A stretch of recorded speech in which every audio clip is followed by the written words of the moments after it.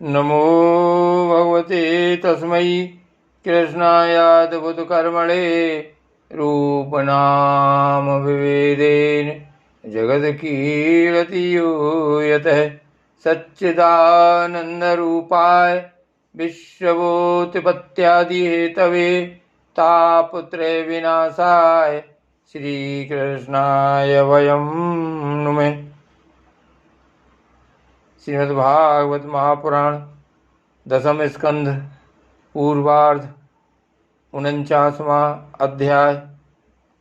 अक्रूर जी का हस्तिनापुर जाना। श्री सुखदेव जी कहते हैं, परीक्षित, भगवान के आज्ञा अनुसार अक्रूर जी हस्तिनापुर गए।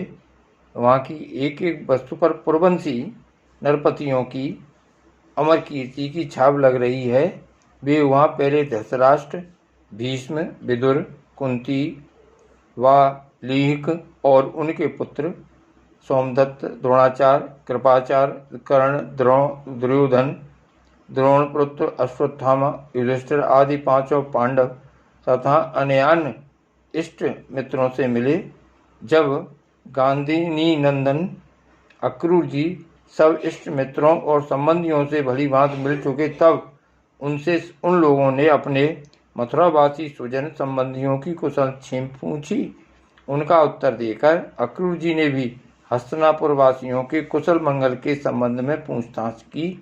परीक्षित, अक्रूर जी यह जानने के लिए कि धृतराष्ट्र पांडवों के साथ कैसा व्यवहार करते हैं, कुछ महीनों तक वहीं रहे।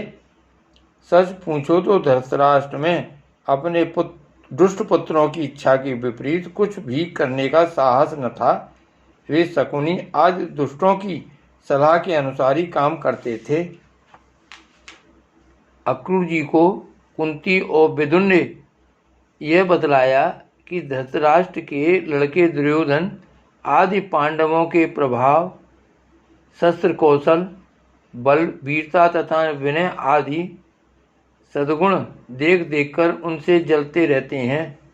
जब वे यह देखते हैं कि प्रजा पांडवों से ही विशेष प्रेम रखती है, तब तो वे और भी चिढ़ जाते हैं और पांडवों का अनिष्ट करने पर उतारू हो जाते हैं।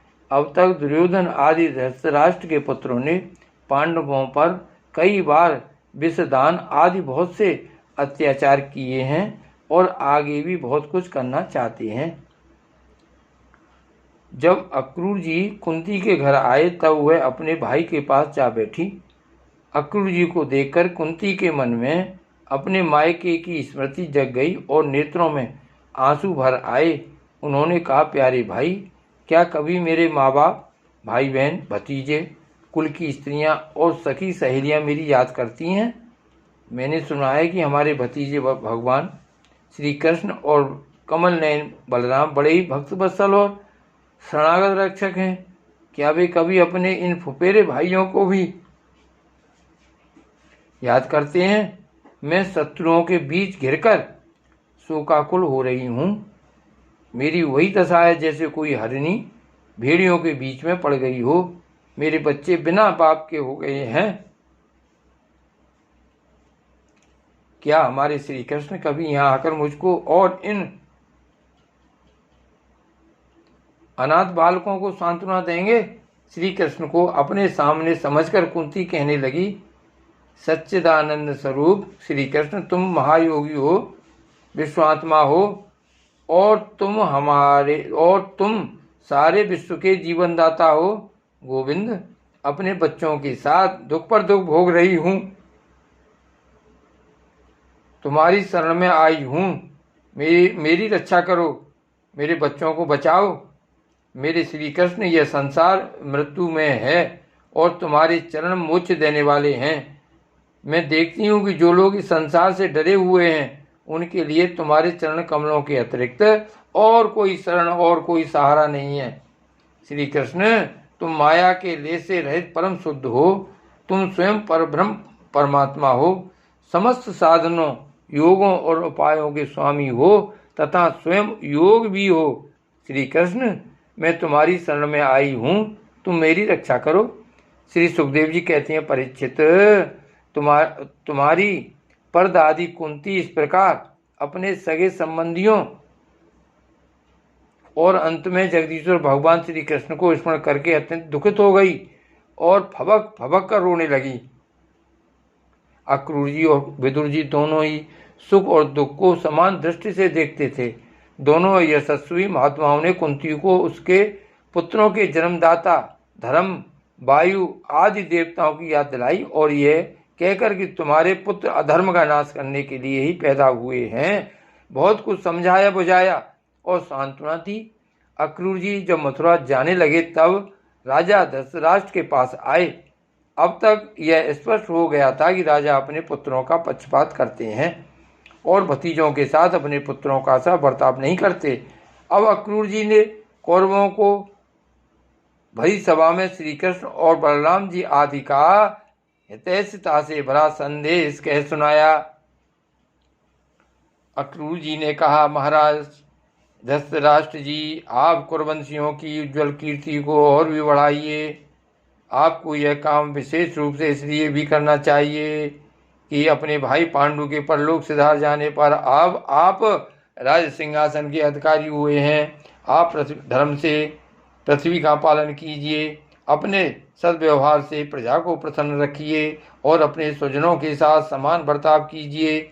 ऐसा करने से ही आपको लोक में यश और परलोक में सद्गति प्राप्त होगी।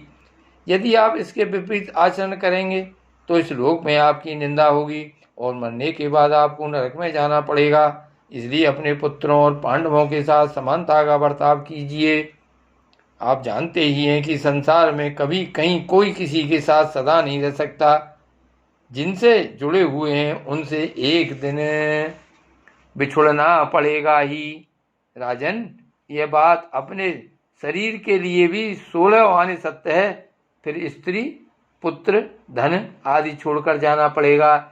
इसके विषय में तो कहना ही क्या है। जीव अकेला ही पैदा हुआ होता है और अकेला ही मर कर जाता है। अपनी करनी धरनी का पाप पुण्य का फल भी अकेला ही भुगतता है। जिन स्त्री पुत्रों को हम अपना समझते हैं वे तो हम तुम्हारे अपने हैं। हमारा भरण पोषण करना तुम्हारा धर्म है।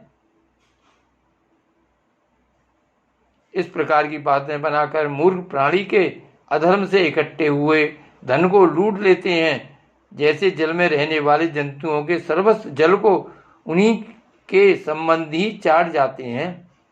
यह मूर्ख जीव जिन्हें अपना समझकर अधर्म करके भी पालता पोसता है, वे ही प्राण, धन और पुत्र आदि इस जीव को असंतुष्ट छोड़कर ही चले जाते हैं।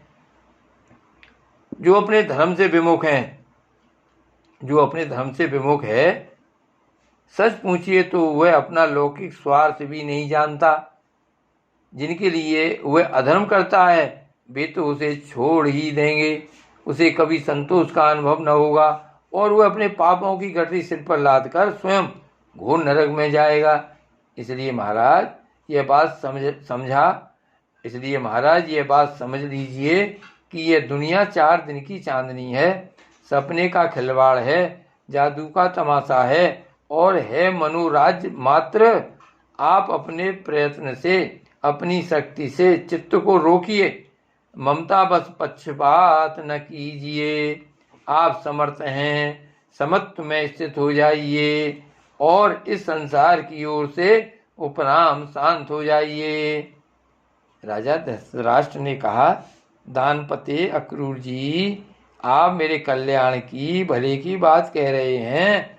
जैसे मरने वाले को अमृत मिल जाए तो वह उससे तृप्त नहीं हो सकता, वैसे ही मैं भी आपकी इन बातों से तृप्त नहीं हो रहा हूँ। फिर भी हमारे हितैषी अक्रूर जी, मेरे चंचल चित्त में आपकी यह प्रिय शिक्षा तनिक भी नहीं ठहर रही है, क्योंकि मेरा हृदय पुत्रों की ममता के कारण अत्यंत विषम हो गया है। जैसे स्फटिक पर्वत के शिखर पर एक बार बिजली कौंधती है और दूसरे ही क्षण अंतर्ध्यान हो जाती है, वही दशा आपके उपदेशों की है। अक्रूर जी, सुना है कि सर्वशक्तिमान भगवान पृथ्वी का भार उतारने के लिए यदुकुल में अवतीर्ण हुए हैं। ऐसा कौन पुरुष है जो उनके विधान में उलटफेर कर सके उनकी जैसी इच्छा होगी वही होगा। भगवान की माया का मार्ग अचिंत्य है। उसी माया के द्वारा इस संसार की सृष्टि करके वे इसमें प्रवेश करते हैं और कर्म तथा कर्म फलों का विभाजन कर देते हैं। इस संसार चक्र की वे रोक टोक चाल में उनकी अचिंत्य लीला शक्ति के अतिरिक्त और कोई कारण नहीं है। मैं उन्हीं परमेश्वर सारी प्रभु को नमस्कार करता हूँ। श्री सुखदेव जी कहते हैं, इस प्रकार अक्रूर जी महाराज धृतराष्ट्र का अभिप्राय जानकर और कुरुवंशी सुजन संबंधियों से प्रेम पूर्वक अनुमति लेकर मथुरा लौट आए। परीक्षित, उन्होंने वहां भगवान श्री कृष्ण और बलराम जी के सामने धृतराष्ट्र का वह सारा व्यवहार बर्ताव जो वे पांडवों के साथ करते थे कह सुनाया, क्योंकि उनको हस्तिनापुर भेजने का वास्तव में उद्देश्य भी यही था। श्री कृष्ण कन्हैया लाल की जय। श्री गोवर्धन नाथ की जय।